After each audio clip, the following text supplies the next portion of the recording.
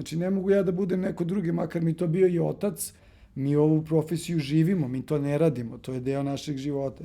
Ali sad mislim da je suština da svako sebe stalno unapređuje. Pa mi to zovemo, isto slovenačka izreka, tvrd rad, tvrda veselica. Neću sve, na primjer, ja hoću samo par stvari, znači samo par stvari koje znam da me čine srećnim. Mislim, ova profesija daje širinu, daje mogućnost da se kreativno ispoljiš, daje mogućnost da stvaraš nešto, da kreiraš. To je unutrašnja ljudska potreba, da nešto kreiraš, da nešto stvaraš. Zato je dobro. Ljudi treba manje da razmišljaju, a više da osjećaju. Koliko poznajete ljudi koji mogu ponosno da kažu ova ulica nosi ime mog oca? Ja poznajem samo jednog i imam čast da je on danas gost podcasta Božanstvena komedija. Božanstvena komedija je podcast koji preispituje stereotipe i tabue. Realizujemo ga u saradnji sa kompanijom Viza. Tačnije, kroz projekat She's Next, čiji je cilj da osnaži žene preduzetnice i žene koje tek razmišljaju da krenu u preduzetništvo. Više o konkretnim vidovima podrške kroz She's Next možete da pogledate na sajtu kompanije Viza. A moj današnji gost je jedan vrlo uspešan mladi muškarac, sin Dragana Sakana, ali pre svega direktor i suvlasnik agencije New Moment, Žarko Sakan.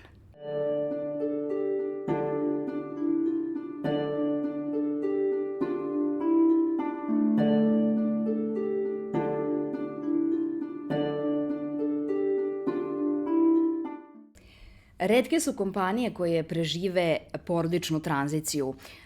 Naime, kada osnivač prestane da radi ili, nažalost, umre, deca koja naslede tu kompaniju vrlo retko uspeju da je održe i da nastave biznis.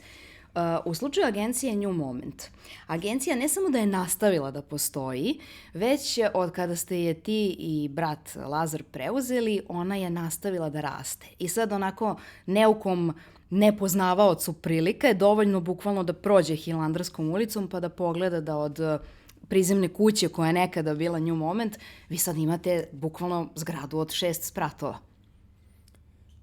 Pa dobro, što se tiče New Momenta, sad mi smo kompanija, poslujemo u 9 zemalja u centralnoj istočnoj Evropi, head office je u Beogradu, 250 zaposlenih i tako jedna smo od vodećih agencija na Balkanu, imamo 10 Kanskih lavova, to su najznačajnije nagrade u našoj profesiji.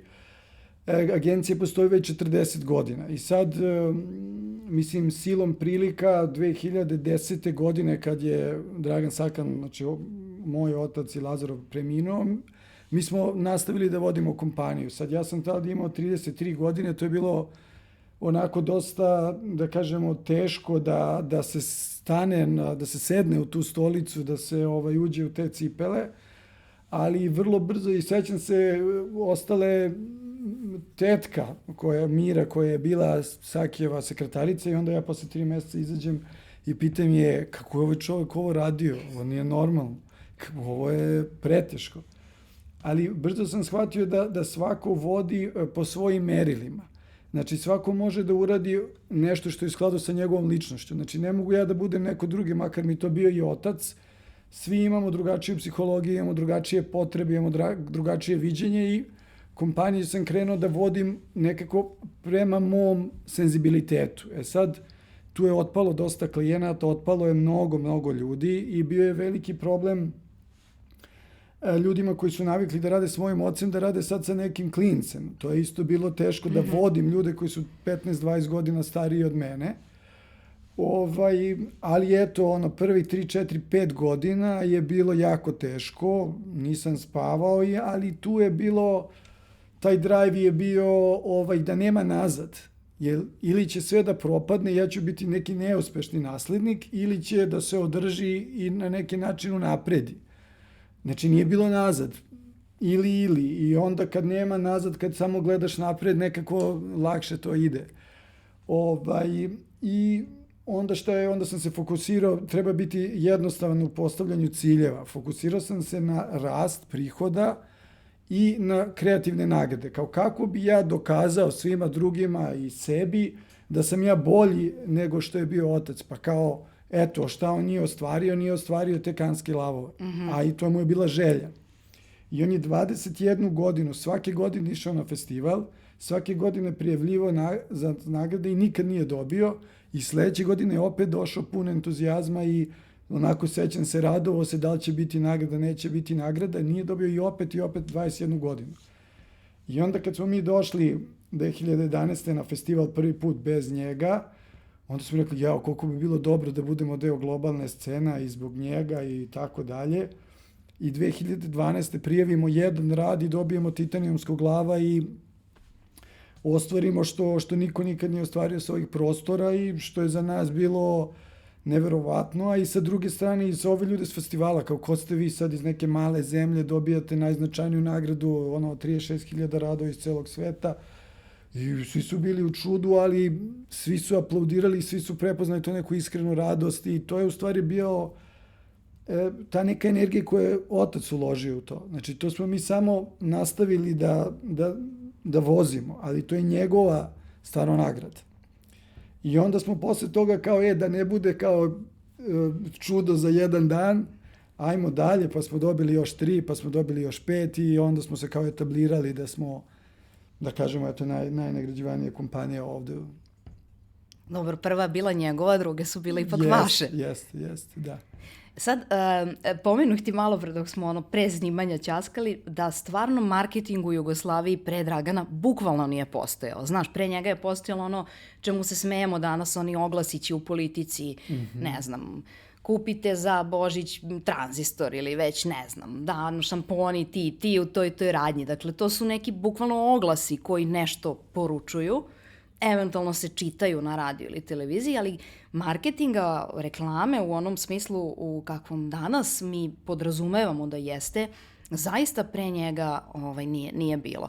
Sad, ja bih voljela da može i on lično to da ispriča, ali ja sam sigurna da ti znaš dobar deo te priče. Znači, koliko je njemu bilo teško u početku u Jugoslaviji da uopšte ga razumeju zašto je važno to što radi i koliko je ti sad kao neko ko zna koliko je i danas teško održati dobre odnose s klijentima, možeš li da zamisliš kako je to bilo tad, kad klijent zapravo ni ne zna da mu treba reklama? Pa, znam te sve razne priče, a i drugo, mi smo to sve preživljavali, to je porodični posao i mi smo svi znali i te priče i dobre i loše strane tog celog posla od kad sam se rodio, i Lazar isto, tako da mi ovu profesiju živimo, mi to ne radimo, to je deo našeg života. Sad, na primer, prvi posao mog oca je bio u Borbi. On je bio kao marketinška agencija Borba, to je državno preduzeće. I sad, svaku odluku, svaki oglas, sve što se radi mora da odobri kao zbor radnih ljudi. Znači, to onako u komunizmu dođu svi.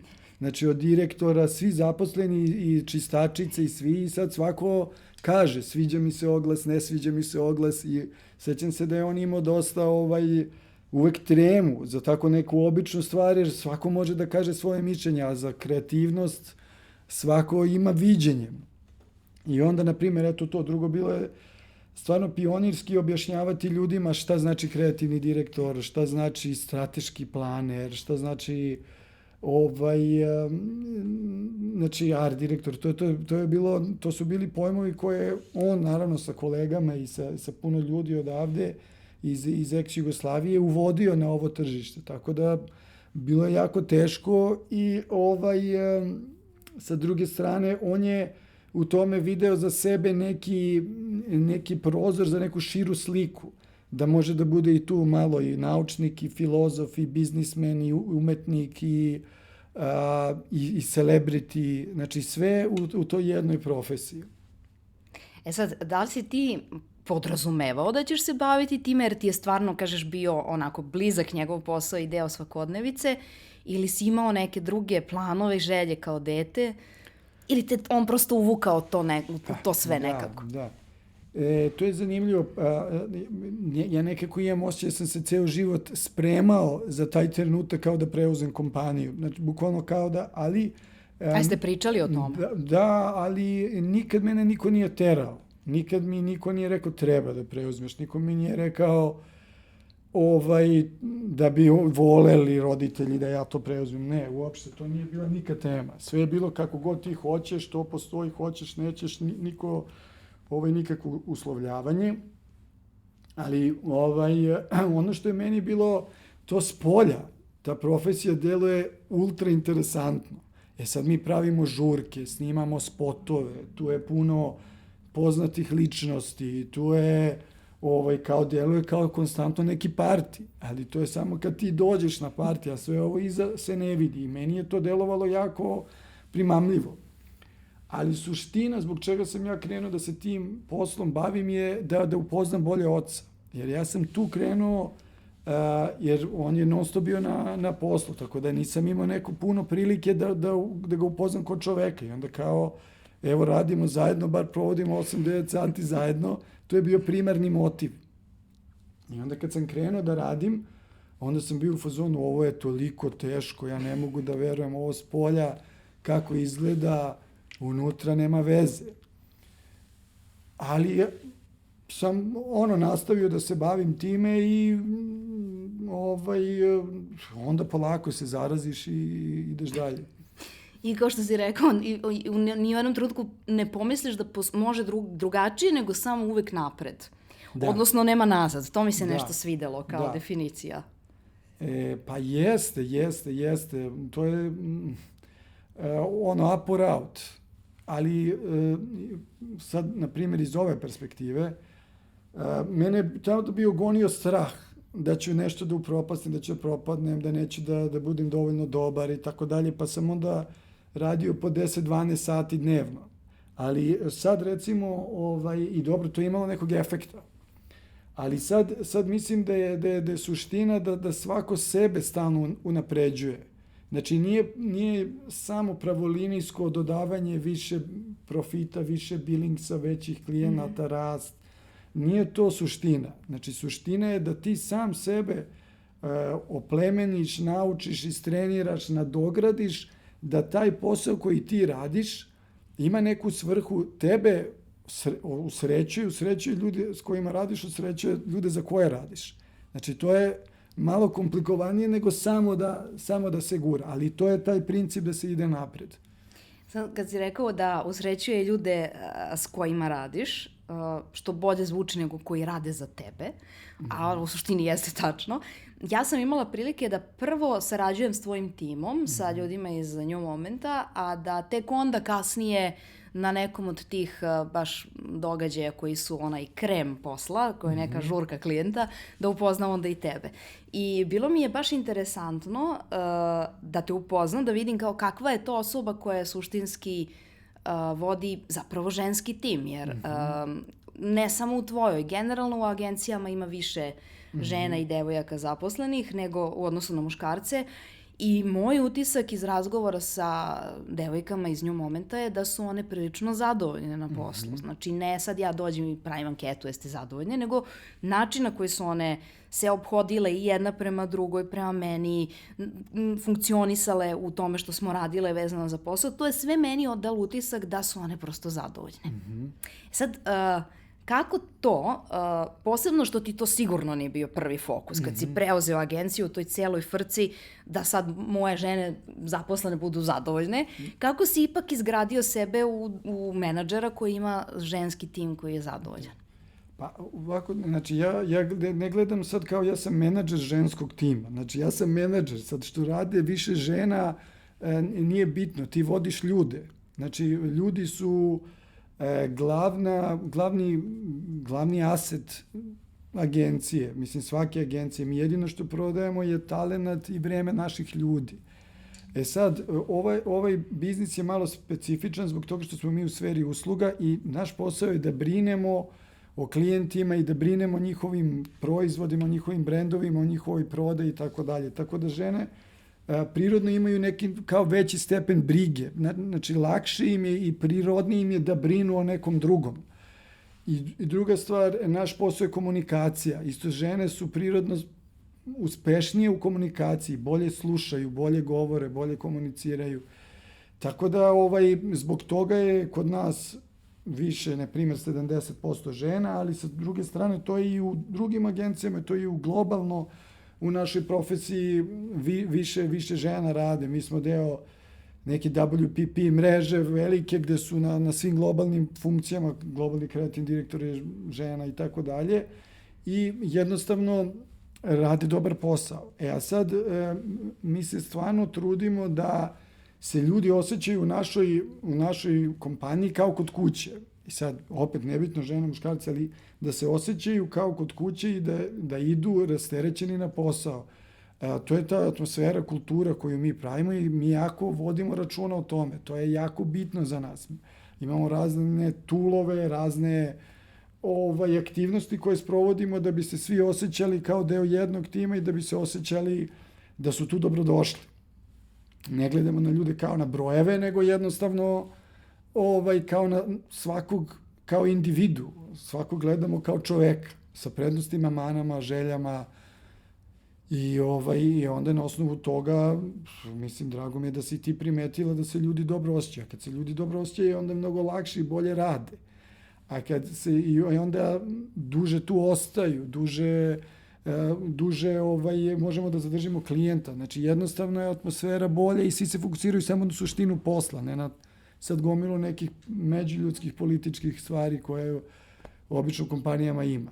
Je to zanimljivo što si rekao duže ostanu, zato što je marketinška agencija uobičajeno posao koji ljudi rade kad su mladi, u smislu kad nemaju još muža, ženu, decu, što kod vas nije pravilo. Vi imate ljude koji su godinama tu i koji su zasnovali porodice i dalje ostaju u nju momentu.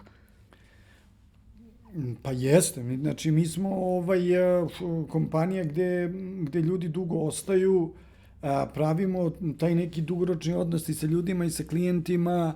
Mislimo da svako ima neke prednosti. Sad, pored toga što sad kompanija ima 120 ljudi i dosta je mladih ljudi, većina su mladi ljudi, ali ljudi koji su tu 10-15 godina jako puno znanja imaju i to je jako bitno. A šta je teže, Žarko, naći novog klijenta ili zadržati starog? Znam da je teško pitanje. Znači, znam da nije posebno u stvari ne znam, možda ja imam predrasudu da je na globalnom tržištu teže za srpsku agenciju da nađe novog klijenta. Možda je zapravo lakše nego kod nas. Ne, pazi, na globalnom tržištu je jako teško za srpsku agenciju uopšte da posluje. Prvenstveno zbog toga što Srbija kao zemlja ima dosta loš brend u svetu. Nas ne doživljavaju kao neko ko je kreativan, talentovan, drugačiji, vredan, pošten, tako. Svaka zemlja ima neki svoj brend. Ne znam, Nemci su dobri, oni su prave kola, dobro. Mehaničari. Da, Brazilci su, ne znam, kreativni, ovi su ovakvi, ovi su onakvi, a Srbija kao otprilike nešto samo negativno. I onda... A izvini što te prekidam, super što si to pomenuo, a nisam ti to, nisam te spremila, tako da pitanje iznenađenja. Kad ja pričam o brendiranju i o brendu Srbije, često baš navedem primer učešća Marije Šerifović na Euroviziji. Njen celokupan nastup je praktično kreirao Dragan Sakan. Znači, tu pojavnost njenu i taj ceo PR koji je pratio nju u zemlji u kojoj je nastupala, više se ni nećem gde je to bilo, on je zapravo bio autor toga. I ovo je samo moja pretpostavka, znači ne znam ništa o tome, ali ti možda znaš da nam kažeš. Znači na osnovu čega ja pretpostavljam kao ozbiljan čovjek da uradio neko istraživanje i da nije baš dobio odgovor da u Srbiju doživljavaju kao nekakve ljubavnike i nekakve super miroljubive ljude, jer sećam se da je light motiv bio srce tog nastupa. Da. Znači srce kada se sklope ruke za molitvu, ovde je nacrtano karminom srce. Da. Pa to mi je sad palo na pamet. Znači, i on se bavio zapravo, bio vrlo svestan i brenda Srbije i bavio se na neki način rebrendiranjem Srbije. Pa on je, tako, kad dosta toga već postigao profesionalno i onda je kao želeo nešto da vrati zemlji i to mu je bio neki izazov da se na neki način promeni ta percepcija koja naša zemlja ima globalno, a i on je stvarno verovao da smo mi bolji nego što nas ljudi doživljavaju. Sad za Mariju Šerifović to je bio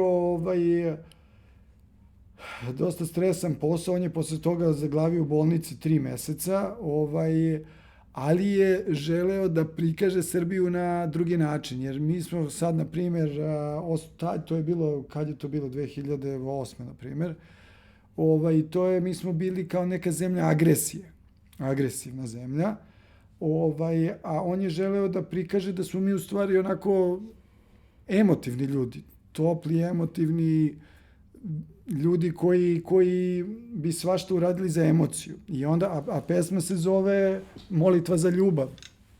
I onda je u tom kontekstu bilo da se napravi sve da komunicira tu ljubav, emociju i da onda Srbija se percepira kao zemlja ljubavi, što nije daleko od istine. Mislim, mi smo stvarno topli i da kažem emotivniji od, dosta tu naših i komšija i tako dalje, i jeste neka od naših prednosti. Samo treba da se stavi u prvi plan. Da, i mi samim te bi trebalo da stavimo možda to ispred nekih drugih emocija.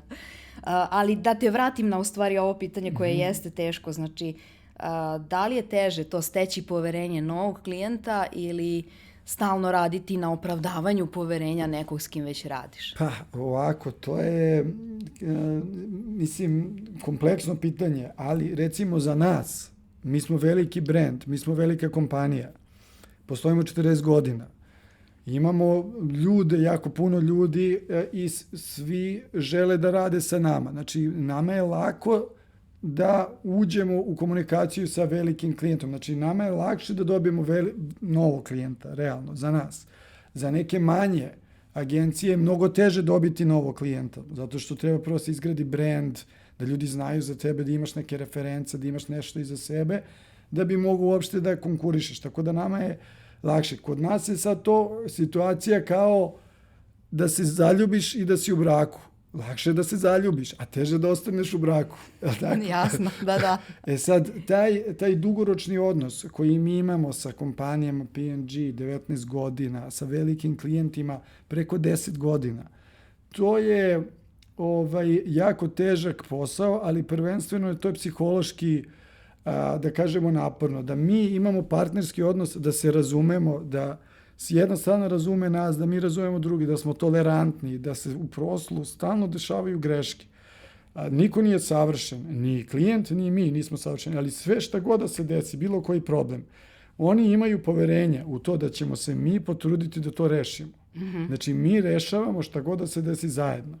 Znači, bit će 1000 sranja, bit će 1000 problema, nikad ne obećavamo, bit će sve savršeno.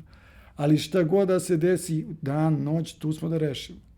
Ja se sećam kad sam počinjala tu svoju korporativnu karijeru davno u Jafi kao asistentkinja direktorke marketinga, pa smo neku lokalizaciju za Sloveniju radili sa agencijom Pristop i sećam se da sam od njih dobila nekakav priručnik kako biti bolji klijent.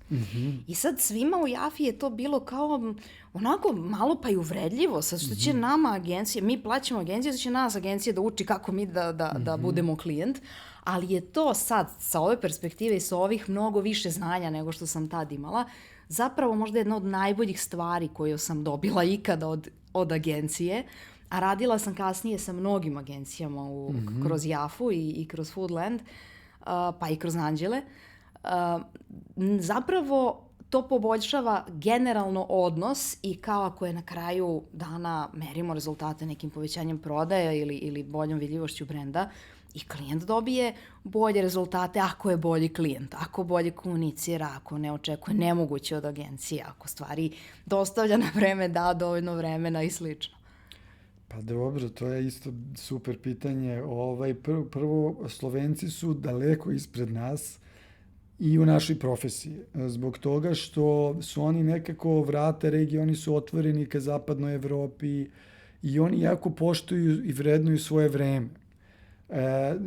Tako da tamo je sve toliko strukturirano da oni nije im problem da edukuju klijenta. Ovde, kao što si ti rekla, kao što sam siguran da su u Jafi ljudi kad su dobili udžbenik da budu bolji klijent, kao šta ti meni, ja sam ti klijent, ja te plaćam. Ali suština je u tome da se agencija angažuje zbog nekih svojih specifičnih znanja koje treba preneti i na klijenta. Sad, mislim da je to uzajamna edukacija, učenje i klijent i agencija i sa druge strane, kod nas je malo problem taj ego. To je problem u ovoj industriji, zato što klijent se često osjeća kao da je on bitniji od agencije, a u stvari mi smo ravnopravni partneri. Jer ako si ti poverio meni da ja brinem o tvom brendu, tvoj brend je tebi najvažniji aset u celoj kompaniji, pa valjda šta ja kažem ima neku važnost. I onda tu je, ali to se uspostavlja godinama.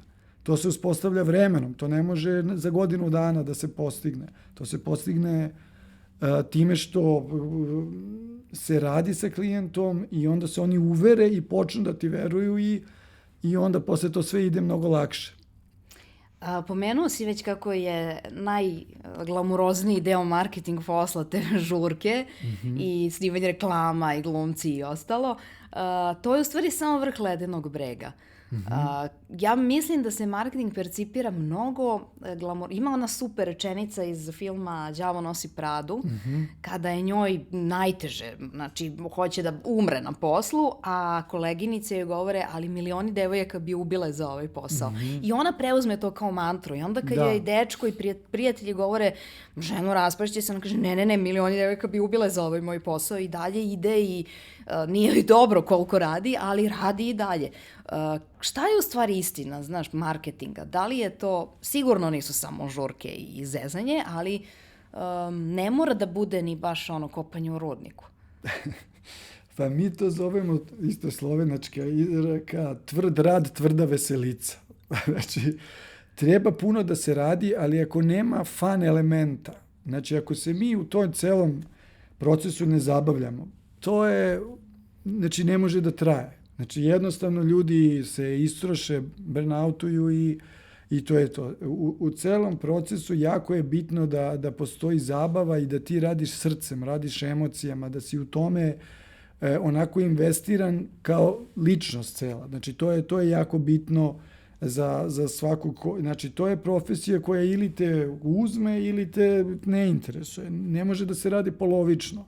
Znači, ili si ti u tome i razmišljaš o ideji za klijenta ceo dan, ili ne. Znači, to je jednostavno takav vid profesije. Sad, to je jako teško je, znači, meni je bilo neverovatno kad sam prvi put krenuo da radim, da vidim koliko tu ima detalja, koliko tu ima pregovora, koliko tu ima razmišljanja, koliko tu ima čitanja podataka, koliko tu ima razmišljanja o nekim strategijama, koliko tu ima rada sa raznim ljudima koji su jako teški. Rokovi, finansije, okviri, ugovori. To je dosta kompleksno sve. Nije običan posao, ali je posao u kome se dosta toga nauči, dosta toga napreduje, tako da, ne znam, mi sad imamo problem što je naša profesija bila jako glamurozna, a mi smo sada ne toliko glamurozna profesija, pogotovo zbog toga što smo preplavljeni sa IT kompanijama koje izvoze svoje proizvode na globalno tržište i samim tim mogu da naplate više i da više plate ljude. Ali imamo i dosta slučajeva da ljudi odu u IT kompaniju za više novca pa se vrate kod nas zbog toga što je jednostavno atmosfera bolja. I onda je zabavnije, veselije, više naučiš, nisi u jednom boksu, gledaš široko na problem, na svet. Tako da, eto, ne znam, to ima sve i prednosti i mane, a da je lagana profesija nije. To je. Ti pratiš marketing u Srbiji, u Jugoslaviji, pa u Srbiji još od detinjstva. Sad već imaš iskustvo rada van Srbije sa međunarodnim klijentima. Jel bi rekao da smo se pomerili, mislim sigurno jesmo se pomerili od vremena Draganovih početaka. Da li je sad rad u agenciji, ono što radimo mi u marketingu, negde na nivou nekog marketinga u Nemačkoj ili Italiji ili možda čak i u Americi? Ili s Amerikom možda i ne treba se poredimo? Pa ovako, što se tiče kreativnosti, mi smo jako kreativna nacija i kod nas da bi prešao ulicu na Balkanu moraš da budeš kreativan. Tako da smo mi od malih nogu u životu naučili da se snalazimo i ta kreativnost je nešto što nas krasi i što je jako dobro za posao. Znači, naši ljudi su talentovani i kreativni kao i ljudi u Njujorku, ako možda i kreativniji su čak. I to postoji mnogo primjera naših ljudi koji su otišli, koji su napravili velike karijere u ozbiljnim Apple-u, Nike, ozbiljnim kompanijama. Ali što se tiče tržišta, naše tržište je malo, jako, jako malo. Naše tržište je ukupno kao pola budžeta Audija u Nemačkoj. Znači jednog klijenta, pola budžeta celo tržište Srbije. Samim tim, standardi koje klijenti mogu da plate, znači koliko mi možemo da platimo ljude, sav taj, koliko možemo da potrošimo na edukaciju, na softvere, na sve to, to je sve na mnogo manjem nivou nego u nekoj razvijenoj zemlji. Znači onda kompletan proces je isti, znači posao je isti da li ga ja radi u Srbiji ili neko u Nemačkoj, ali on radi za 10 puta veće tržište. Znači on ima više prostora, ima više novca i može to, da kažem, da sprovodi na nekom višem nivou. Mi smo ipak na nivou da se i dalje nekako snalazimo, da to sve funkcioniše i da to sve radi i trudimo se da budemo maksimalno profesionalni, ali jednostavno tržište je malo. To kad kažeš tako, zvuči dosta onako obeshrabrujuće, posebno za ljude koji su baš mladi ili studiraju nešto vezano za marketing i tek nešto planiraju da se bave time. Pa sad, bez obzira na to da li planiraju da rade u agenciji ili u kompaniji, marketing opet je tržište malo i ograničeno. Da. Znači, šta je onda tu nekakva budućnost? Jer ono što nismo zapravo, rekli pred kamerama, nego smo pričali, ćaskali pripremajući se za ovaj razgovor, Lazare, ti ste utrostručili kompaniju, znači niste samo nastavili i eto ona sad ima lepšu fancy zgradu, vi ste neduplirali, utrostručili veličinu biznisa i obrta i klijenata u odnosu na ono što vam je Dragan ostavio. Znači ipak znaš nešto o tome, jel? I šta je neka budućnost, eto, nekome ko planira da uđe u marketing, da ga ne obeshrabrimo time što zaista Srbija jeste malo tržište, neosporno. Jeste, ali sad, pošto imamo razvoj tehnologija, digitalnih kanala, društvenih mreža i tako dalje, to je na neki način demokratizovalo medije. I sada ti poruku, ako možeš da plasiraš, možeš da je plasiraš na globalno tržište. Tako da ja da sad počinjem biznis, ja bih razmišljao globalno. Ja bih razmišljao da iz Srbije radim nešto što može da se prodaje na celom svetu. Postoje digitalni kanali, postoje milion mogućnosti da ti nešto što smisliš, makar to bio i kontent, a naravno bolji i proizvod, da ga plasiraš na globalno tržište. Znači, treba posmatrati svet kao jedno tržište. Nije bitno da li si ti iz Srbije, da li si odavde, da li si odande, ti si čovek koji misli. Ti si čovek koji je kreativan, ti si čovek koji smišlja. Treba naći nešto što može da bude za sve zanimljivo. Tako da to bi, ako bi sad kretao, to bi sigurno bi fokusirao da budem globalna kompanija i da razmišljam globalno. A što se tiče naših, pa mi smo se onako fokusirali na taj rast gledajući sa kojim kompanijama bi mi želeli da radimo, sa kim bi to mi iz srca voleli da pomognemo da se ti proizvodi bolje prodaju, da ti brendovi zasijaju punim sjajem. Razvili smo tu kompanije, postojale i pre u regionu, ali smo to onako više sistematizovali, napravili smo, da kažemo, neki zajednički kao sistem, da se svi čujemo, vidimo, funkcionišemo zajedno kao jedno. Tako da to je sve pomoglo da... I onda sa druge strane i tržište se menja. A sve više kompanija traže regionalni pristup.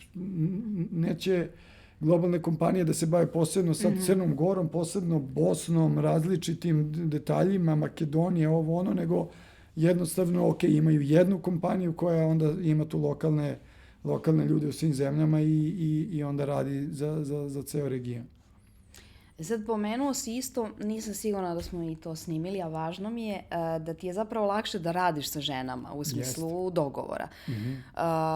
Ali htjela sam zapravo pre toga, i sad skačem s teme na temu, pošto si pričao o promenama u kompaniji, zapravo sam, ajde da se ne vraćamo stalno na Dragana, a opet nekako mislim, važna je osoba, znaš, činjenica da je dobio ulicu u Beogradu, o čemu sam pominjala u najavi, govori da nije to samo sad ljudi iz agencija i mi koji se nešto samo malo bavimo marketingom, znamo šta je on uradio, nego da ga i neko drugi percipira kao neku važnu osobu. Znači, taj neki marketing nije tako neka mala i nebitna stvar. Jeste uradio nešto što zavređuje ulicu, ja? Pa jeste, mislim,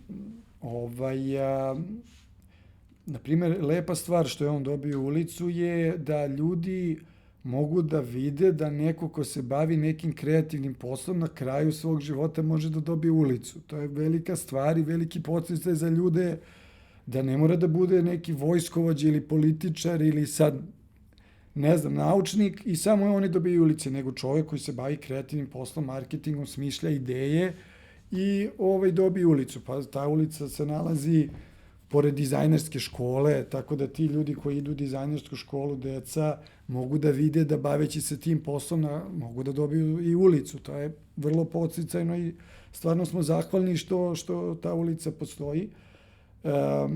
Sad, pored toga, recimo, ja sad, recimo, moj otac nije nikad doživio da pozna svoje unuke, na primjer, moju i Lazarovu decu, ali, na primjer, mi kupimo rumenka. I ja kažem deci, evo, jedete rumenka, to je vaš deda smislio. Tako da, ti brendovi i dalje postoji, i dalje funkcionišu i nešto što je on radio. Bio je deo tima koji je zajedno sa Unileverom i Frikomom, PKB-tom još, pre 40 godina, pravio brend rumenko. I dalje se, Sneško, to su sve Leni, Cmok, to su brendovi koji su nastali pod nekim njegovim, da kažem, dirigentskom palicom koji dalje postoji. Ja kažem, eto, svoji deci, vidite, sad jedemo to je vaš deda učestvovao u stvaranju toga. Da kažem, i to, i postoji ta satisfakcija ovog posla. A koliko imaš utisak sad kad je prošlo već dovoljno godina da nisi više to u stresu i panici i znaš sad da možete i da agencija ide dalje, ne da ide, nego kida dalje, koliko je sad ostalo Dragana u tom poslu, a koliko je to sad tvoja ličnost ili Lazarova ličnost i nešto sasvim drugo? Pa, mi celu kompaniju gradimo na toj osnovi, na postulatima koje je Dragan smislio. Znači, mi se nismo udaljili od toga. To je filozofija koju je on postavio, koju smatram da je ispravna, da je dobra i da je uspešna i da je ljudska. I stvarno onako sledimo to ne kao slepo, zato što je to neki naš legacy ili nešto, nego, eto da kažem, zato što verujemo u to i verujemo da je dobro i drugi ljudi veruju to i tržište pokazuje da je to dobro. Ali kao što sam rekao, sad svako to vodi na neki svoj način, svako vodi na shodno svojim potrebama i shodno svojom ličnošću.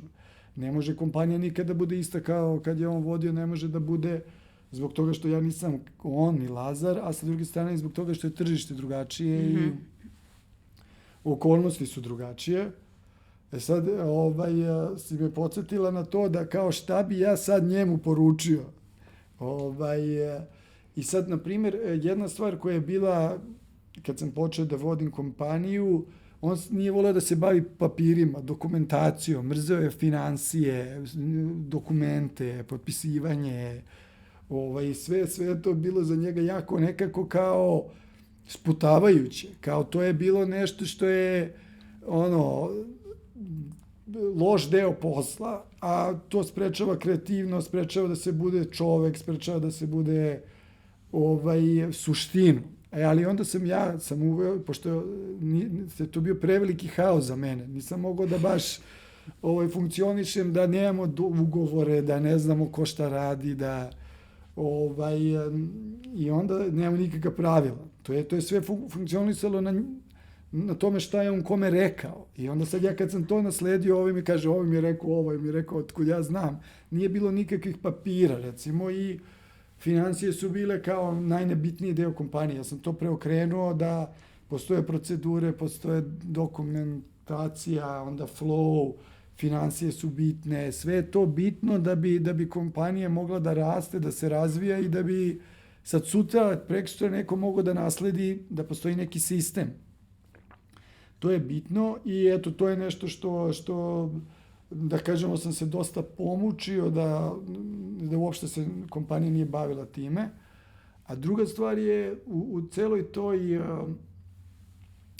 trci, želji da bude više, da uradiš više, da postigneš više, da više doživiš, treba voditi računa o zdravlju. Jer ja stvarno, meni je prvi zadatak životni da ja ne dobijem infarkt ili moždani udar u 60 godina u kancelariji. Znači, 60 godina je jako malo.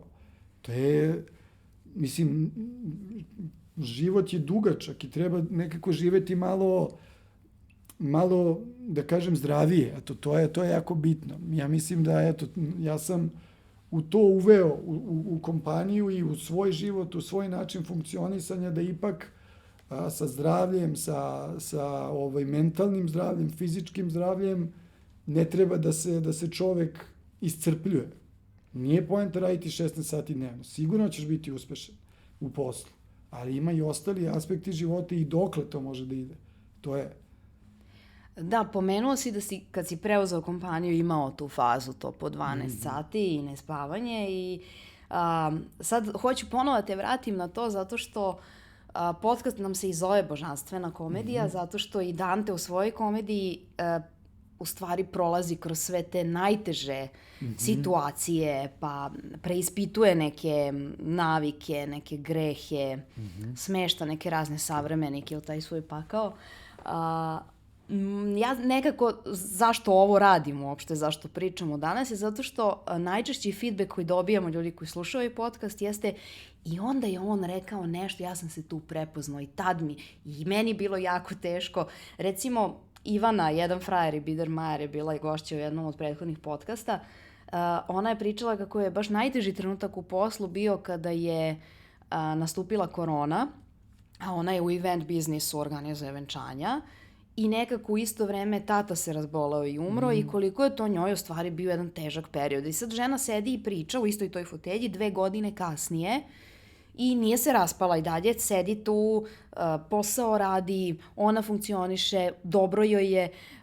Mislim da su te stvari važne, znaš, da ljudi čuju to što si osvestio, da nije dobro raditi 12 sati. Nije dobro. I sigurno ti u tom trenutku bilo teško. Sigurno si bio, osim tih svojih ličnih strahova, suočen sa strahovima zaposlenih, šta će sad biti sa agencijom, i sa možda, pretpostavljam, nepoverenjem klijenata.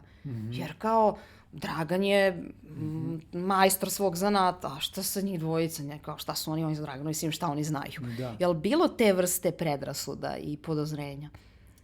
Pa, apsolutno, bilo je puno tih predrasuda, podozrenja i na neki način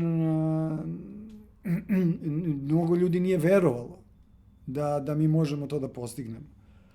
Ali postigli smo. ali da, sad mnogo je tema, ali mi smo se od početka, da kažemo, spremali, mi smo krenuli od nekih najnižih pozicija. Ja sam kuvao kafu, ne znam, direktoru u Sloveniji, na primer. Nikad sve je moralo da se zasluži. Ništa nije dato, ništa nije dobijeno bez truda, ništa nije dobijeno preko noći. Sve smo morali da se ozbiljno potrudimo da bi dobili bilo šta.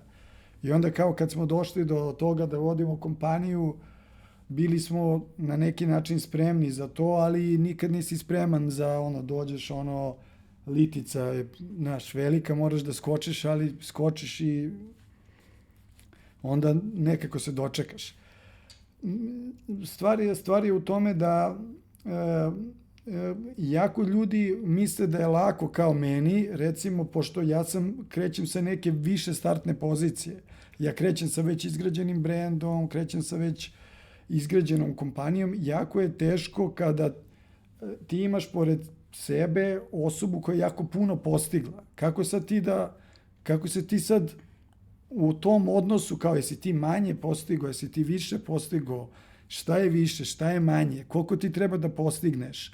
I onda se kao utrkuješ sa nečim šta nečim drugim merilima. I onda na kraju tek posle godina i godina truda, rada, muke, nespavanja stomaka, shvatiš da treba da radiš ono što ti misliš da treba, da što tebi prija, što je tebi ispravno, što tebe čini srećnim, što je po tvojim nekim pravilima, merilima. To je onako mi dosta vremena trebalo da dođem do toga. No? I ono što je stvarno nekako bitno je da u svemu tome se pronalazi neka vrsta zabave, neka vrsta strasti, neka vrsta uživanja, neka vrsta ispunjenja emotivnog. To je jako bitno. Znači, ne može, evo sad smo pričali žene, muškarci i tako dalje. Sad mislim da je toliki pritisak, pogotovo na žene, da sve mora da se postigne. Moraš da budeš i majka i žena i domaćica i profesionalno uspešna i da izgledaš super i da ovo i da ono. I kao to je stvarno neki put too much, previše. I onda ti kao, ali ja hoću sve. Hoću i ovo, hoću ovo. Na kraju može se desiti da nema ništa. Jer treba osvestiti šta je to tebi što prija, šta je to što tebe čini srećan, šta je to što tebe ispunjava. I to je onda suština nekako, znači ja sad neću sve, na primjer, ja hoću samo par stvari, koje znam da me čine srećnim. Imam toliko stvari koje mogu da radim, toliko pravac u kojima kompanija može da ide, a hoću par stvari, samo da se fokusiram na ono što volim. Sad kako, pretpostavljam da je rano još za ovo pitanje, ali možda si već razmišljao i sanjario nešto na tu temu. Jel se nadaš da će možda tvoja deca nastaviti da vode New Moment?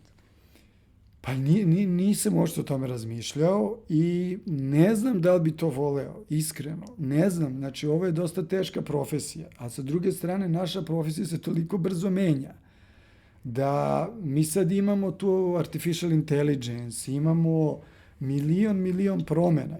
Imamo promenu kompletnog konzumiranja medija. Evo, mi smo sad u podcastu. Znači, pre 10 godina nije bilo podcasta. Mislim, da, blogovi su bili fora. Da, blogovi su bili fora. Mi kad smo počeli da radimo, bilo je 3 televizijska kanala. Sad, znači, sve se to toliko brzo menja da ja ne znam, recimo sad za 20 godina kako će ova profesija izgledati. Na primjer, najveći mediji su sad Google, Facebook, to su globalni mediji. Kako će to da izgleda za 20 godina? Šta će biti s artificial? Znači, ja stvarno ne znam. Mislim, ova profesija daje širinu, daje mogućnost da se kreativno ispoljiš, daje mogućnost da stvaraš nešto, da kreiraš. To je unutrašnja ljudska potreba, da nešto kreiraš, da nešto stvaraš. Zato je dobro. Ali kako, u kojoj formi će to izgledati, ja stvarno ne mogu da predvidim za 20 godina. Tako da ne znam, evo, mislim, svakako je otvorena situacija, voleo bi neke lične satisfakcije da neko nastavi taj posao, ali nikako ne bi usmeravao i primoravao decu da se bave ovim. Ja verujem da ti sam za sebe veruješ da si uspešan i kao agencija imate prilično dobar imidž, ali šta je tebi važnije za meru uspeha? Znači, ako zanemarimo taj segment da ne izgoriš, da sačuvaš svoj mir i svoje mentalno zdravlje, u samom poslu, znači da li su to ti Kanske lavovi, da li su to uopšte nagrade na bilo kojim festivalima što je merilo uspeha jedne agencije ili misliš da klijent treba da sudi o tome, šta je u stvari, kako na kraju dana kažeš mi smo jedna uspešna agencija? Merilo uspeha je ono što si ti rekla. Merilo uspeha da svi ljudi koji dolaze da rade kod nas u agenciju dolaze tu veseli i rasterećeni. Znači, oni dolaze da rade, da daju 8 sati dnevno svog života i srećni su zbog toga. To je, mislim, stvarno neprocenjivo. To je stvarno veliko postignuće. A onda posle toga, naravno, postoje i konkretna merila, kreativne nagrade, uspesi, rezultati, bilingsi, profiti, revenju, razne stvari, zadovoljstvo klijenata i ono što je nekako dugoročno neko merilo je to da ti brendovi na kojima si ti radio, koje si možda stvorio ili koje si radio, koliko oni dugo traju, koliko klijent benefit, koliko dugo ima taj, koliko je veliki taj benefit. To je isto onako merilo uspeha. Napravio si neki brend koji traje 40 godina. Ili napravio si nešto što nije postojalo na tržištu, sad je među top 5. To je velika stvar. Pomenuo si mentalno zdravlje, pomenuo si da si burnoutovao. To je nešto što mene nekad pitaju, neobično mladi ljudi. Znači, činjenica da postoji sad vrlo rano svest o tome da postoji nešto što se zove burnout, da ti možeš stvarno da izgoriš i da ti bude previše posla i stresa, je meni fascinantna. I to je, kažem ti, kad tako nešto pričam na nekim konferencijama ili nešto negde, često me to pitaju i to baš mladi ljudi. Pa eto i ja tebe to da pitam. Znači, jel si morao da baš izgoriš pa da kažeš ja neću ovako više da živim? Jel si ipak to malo pre uspeo da shvatiš i kako čuvaš sad sebe od toga? Pa, sve su jako teška pitanja. Izvini. Pa sad mislim, znam ja filozofski ti kažem, treba imati balans, recimo, znaš, to je... A da li ga stvarno imaš? Da, ali to je toliko teško u realnom životu napraviti da imaš balans između porodičnog, profesionalnog života i tako dalje, između nezdravih, zdravih navika. Jako je teško, ali...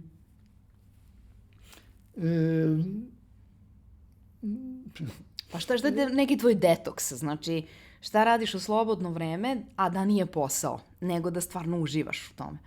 Da, ali evo samo da vratim, pošto mi je, mislim da je jako bitno, recimo, svrha.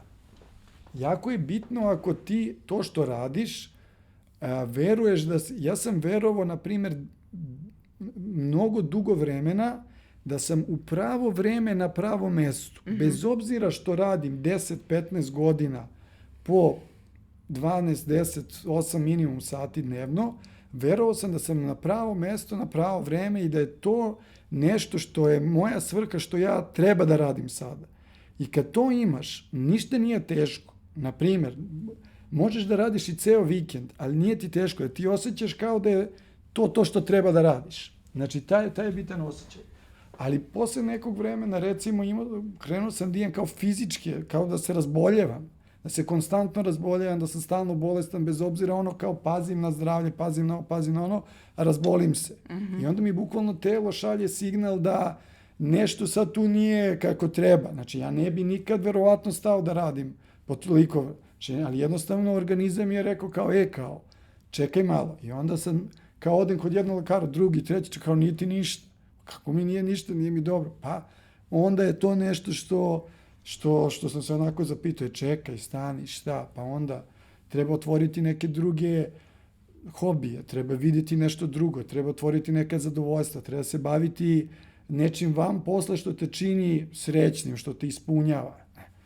Pa sam onda, evo recimo, ja sam pasionirani jogi, znači bavim se jogom, bavim se meditacijom dugo, to mi je nešto što mi je za i psihičko i mentalno zdravlje jako dobro, onda ulazim u sebe i mogu bolje da procenim šta mi odgovara, šta mi ne odgovara, šta mi se sviđa, šta mi se ne sviđa, šta mi se radi, na kojoj frekvenciji vibriram, šta mi je nešto što mi je za taj period života nešto gde treba da idem.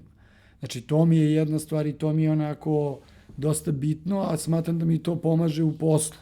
I ta kompletna sfera spiritualnosti je nešto što me jako interesuje. Mislim da ljudi koji nemaju kao vere, koji ne veruju ni u šta, jako teško mogu da stvore nešto dobro. Znači, sad nije bitno da li ti veruješ u Boga, pravoslavlje, ovo, ono, ali moraš da veruješ u nešto.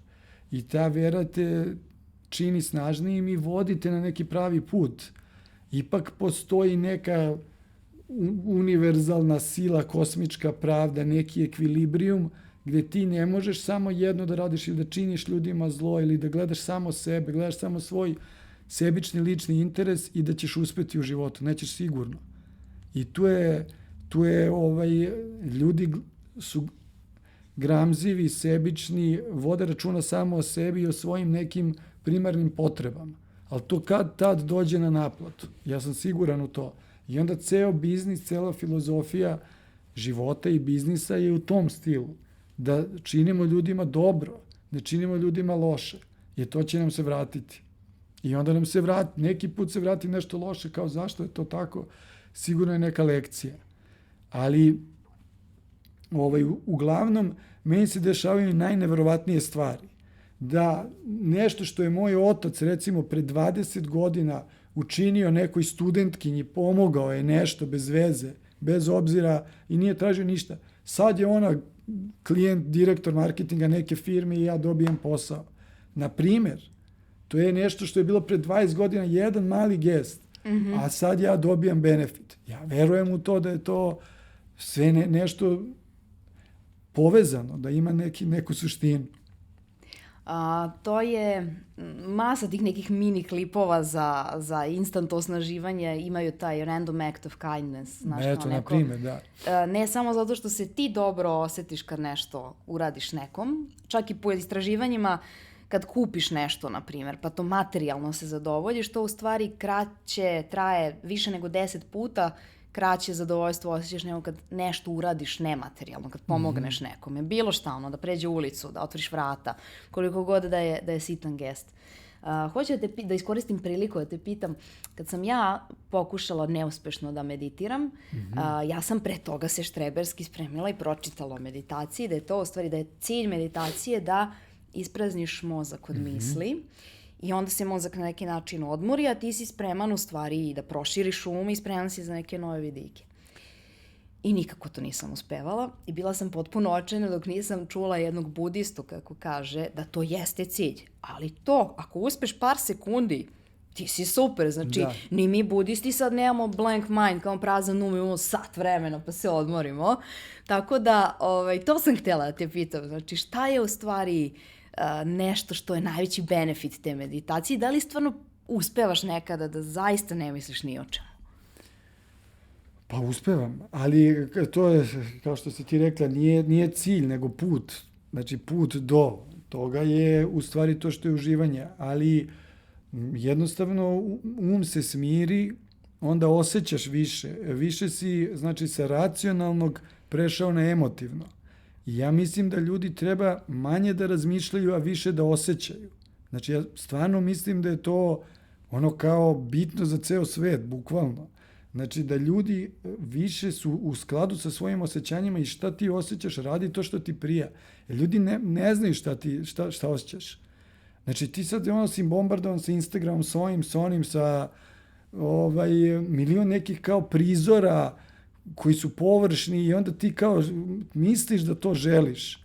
Ali ti u stvari treba da si u kontaktu sa svojim osjećanjima i više da razmišljaš iz stomaka nego iz glave. I stvarno, meditacija je tehnika koja ti pomaže da ti se um isključi, da ti se bar umiri, da se isključi i da osjećanja vode tvoj put, tvoj život. Tako da je stvarno korisna tehnika.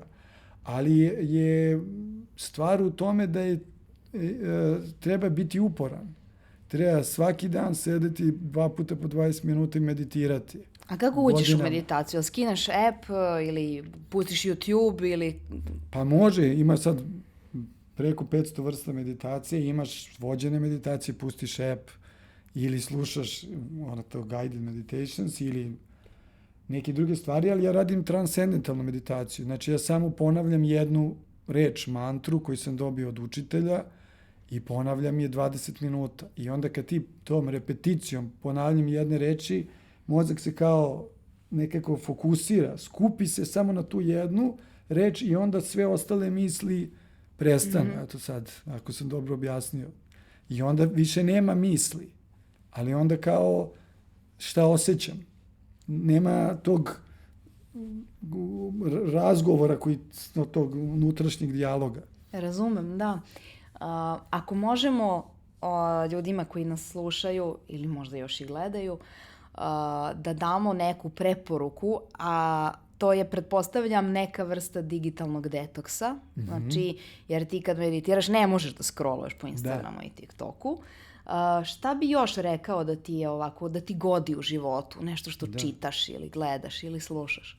Da samo još da kažem jednu stvar za meditaciju, pošto volio bi da što više ljudi meditira, mislim da bi bio bolje i društvo i sve. A može u društvu da se meditira? Da, to je onda kao kad se meditira u društvu, efekat je 10 puta jači.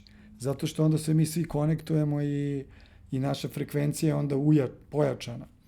I sad sam ja, kad je meni neko rekao kao treba svaki dan do kraja života da meditiraš 2 puta, to je 40 minuta, ja sam bio u fazonu, pa meni je život toliko komplikovan, ja toliko stvari radim. Odakle meni 40 minuta? Da, ali tih 40 minuta je jako lako pronaći.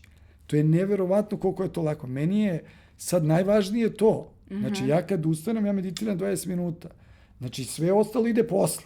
Ja kad dođem sa posla, ja meditiram u 6, 7, 20 minuta.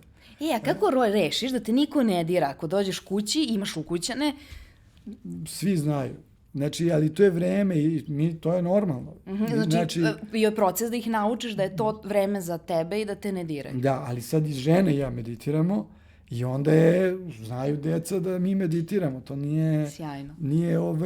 To je kao sad njima normalno. I meni je drago da deca rastu u tom okruženju da je to normalno. Meni je trebalo 37 godina da kao se zainteresujem za to, a sad oni rastu sa tim.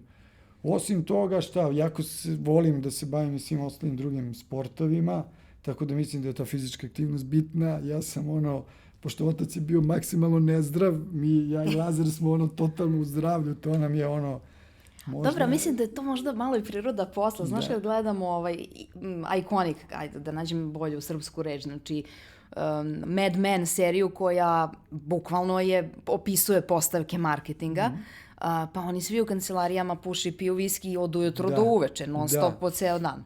Tako da možda je to malo i odrednica vremena poslovnih ljudi, znaš, da ne vode toliko računa o zdravlju kao danas. Pa, gledaj, to je svakako bilo sad kao, ajde kažem, i cool i normalno i to je bio taj kao lifestyle.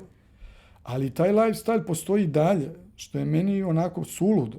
Da ljudi kao najnormalnije da se pije, da se puši, da preko dana, ceo dan, da je to kao sastavni deo nekog folklora. Ja sam totalno protiv toga i nisam u tome, sad sam hendikepiran za milion tih socijalnih dešavanja i tako dalje, ali nekako se bolje osjećam. Jednostavno, bolje mi je tako. I da ne ostanemo dužni preporuku za gledanje, slušanje, čitanje. Gledam sad dosta, kako se zove, tih južnokorejskih serija, ne znam iz kog razloga, ali sam se zato što ih ima na Netflixu. Da, navikao sam se na to. Gledao sam seriju The Glory, recimo, ne znam si gledala. Nisam. To je onako interesantno, to je onako, meni je sad kao fenomenološki pristup i kako su oni, koja je Južna Koreja, sad neka zemlja, oni su sad kao super sila za serije. Kako su oni uspeli da naprave globalno proizvod, ali stotine serija, proizvoda koje gledaju ceo svet, kako su uspeli da, a skroz lokalno nešto, znači sve serije su potpuno lokalne, ne liče ni na jednu seriju, američku, evropsku, špansku, bilo kakvu, to su njihove serije, ali globalno se gledaju. Svi razumeju, potpuno su svaki zaplet, svaki twist, svaki delić radnje, scenariju je neočekivan. Možda, ja ne znam, za Južnokorejance možda to očekivano, ali za nas, bilo ko da gleda, ne možeš da veruješ da će to da se desi. Totalno nemaš u koordinatnom sistemu.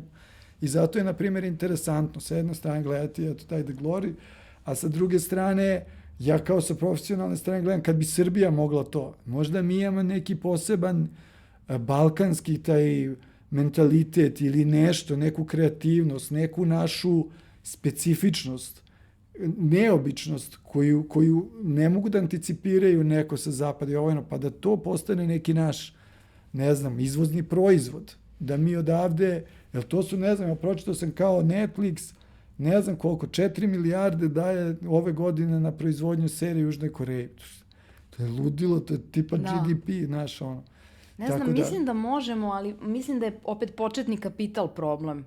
Ti, na primjer, zašto se turske serije gledaju kod nas i ne samo kod nas u svetu, znaš, oni već u startu imaju mnogo veće tržište, pa mogu da opravdano ulože više para i da stvarno bude viša produkcija, ako nešto drugo, u toj seriji. Pa moguće. Možda nam taj početni boost malo fali. Da, pa moguće, ali Ja i dalje verujem, slažem se da nam fali tržište, fali normalno, ali, na primjer, ima onaj Old Boy, na primjer, film, on je osvojio i u Kanu. Znači, to nije nikakav zahtevni budžet. Da. To je samo neobična priča. Mhm. To je totalno neobična priča, nikad ispričana. Niko nije na svetu ispričao takvu priču. Svi su kao, ej, znači tamo postoji nešto, ne znam šta je, želeo bi da idem da vidim šta je tamo, ali ima nešto, neki kreativni spark je tamo. Ne znam zbog čega, kako, ali očigledno je da su u nekom naponu te kreativne snage. Da, i da je tržište realno globalno, to smo više puta Da. pomenuli i to je u stvari super, možda kraj ove naše priče, znaš, Da. jer ti sad imaš, ko šta voli, imaš švedske, Kao noir, kriminalističke žanrove i u Da. serijama i u knjigama, Da. pa imaš, ne znam, odavno imaš kao francuski film i Da. francusku školu, znaš, nije samo to kao. I drago mi je što nije američki film evropski film, nego sad malo kao razaznajemo da u Evropi još ima zemalja. Da, kao Španci sad prave isto dosta dobrih, imaju razni kontent koji prave, dobri su, i oni su onako, idu na taj emotivni, uvek je neki emotivni romantični zaplet, to je dobro i ipak smo mi Evropa, ta različitost koja je ogromna prednost. Ti za sat vremena, znaš, iz Amsterdama pređeš u, ne znam, u Berlin, to je totalno drugačije, a to je blizu. Naša Amerika je kao otprilike, oni imaju par tih centara koji izbacuje jednoobrazne stvari, uvek je to neki jedan način razmišljanja. Ovde svaka zemlja ima svoje specifičnosti, to je ta lepota tu gde mi živimo. Pohvalila sam ti se da su anđeli otišli u Ameriku. Svaka čast. U toj pripremi, ja sad razgovaram sa uvoznikom, ja naravno skeptična, ne znam da li je to moja lična crta, rekla bih da je generalno ženska, ta sumnja u sebe. Sad ja kažem, što bi sad Amerikanci kupovali proizvodi iz Srbije? A on kaže, zato što to nije proizvod iz Srbije, to je proizvod iz Evrope. Da. Ja kažem, ali vidjet ćete nam srpski jezik. Kaže on, njime to je Evropa, ti ne shvataš kad kažeš Evropa, većina Amerikanaca zamisli Eiffelov toranj ili Koloseum u Rimu i to je sve Evropa. Sad to Poljska, Srbija, šta god, to je njima Evropa i vrlo im je egzotično na dobar način. Tako da se onda osnažena time prepakovala anđela i posla ih. Imam i jednu kutiju za tebe. Hvala. Tako da nadam se da ćeš nastaviti da paziš na sebe u svakom smislu, pa između ostalog i kroz ishranu. Hoću, jedem anđele. Hvala ti na tome.